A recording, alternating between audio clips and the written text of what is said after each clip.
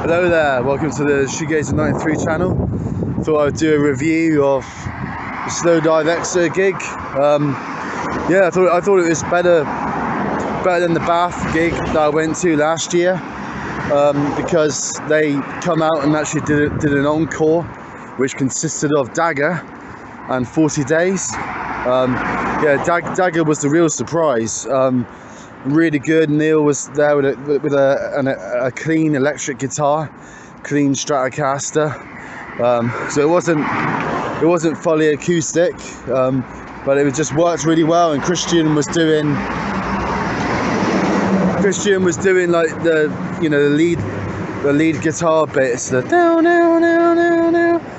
really nice subtle delay bits.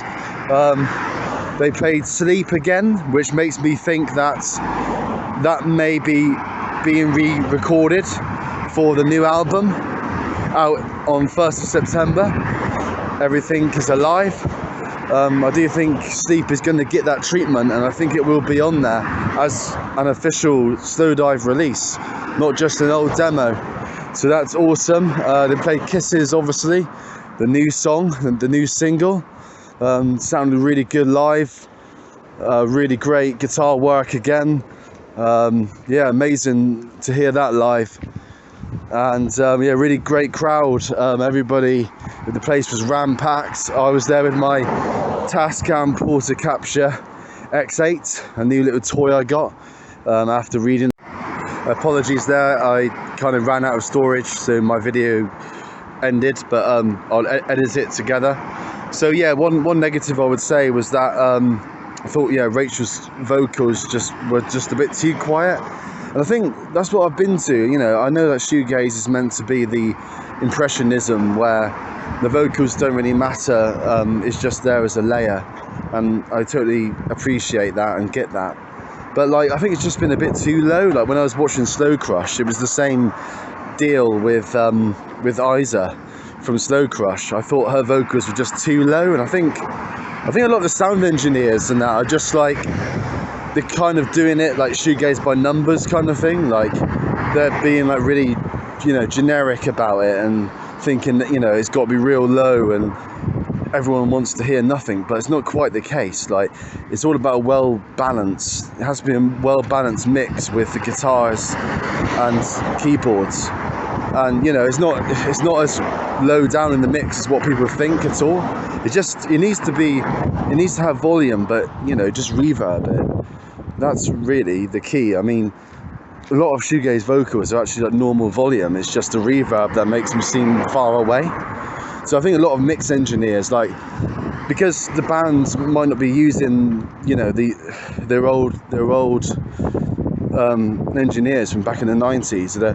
They're kind of using like the house mixer and stuff, and I think because of the inexperience with the band sound, they're not quite capturing what the bands want. And yeah, I thought, well, Neil's vocals were okay, I could hear them, but just every time Rachel sang, it just wasn't cutting through at all. And yeah, I thought Simon Scott was a bit like, he didn't really go for it as much as he normally does. Like, you know, normally he's really hitting the cymbals, and there's a few songs where he's being quite lazy with the drums, I thought. But you know, it's fine, isn't it? Maybe he just wanted the guitars to come through a bit more and just not be over the top, you know.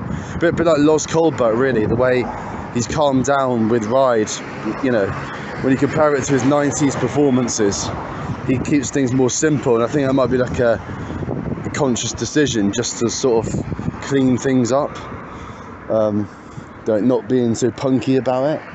But yeah, so Ride is the next band I'm seeing. That'll be August, and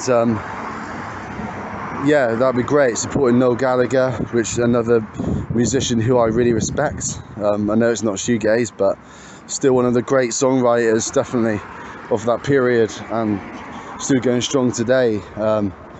Yeah, so Ride should be epic in Taunton.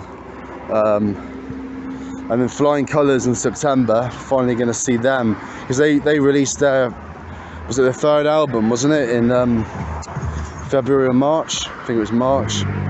So yeah, I'm looking forward to that, because I think it's a bit of a return to form kind of album really, after Fantasy Country, which didn't really, I thought that was a bit of a letdown really. So that'd be great. I've got my own band going now, Breather. We're playing in Plymouth. We got 8th of July at the Junction, which is in Mutley Plain in Plymouth, so come along to that. We're kind of a hybrid of alternative rock styles.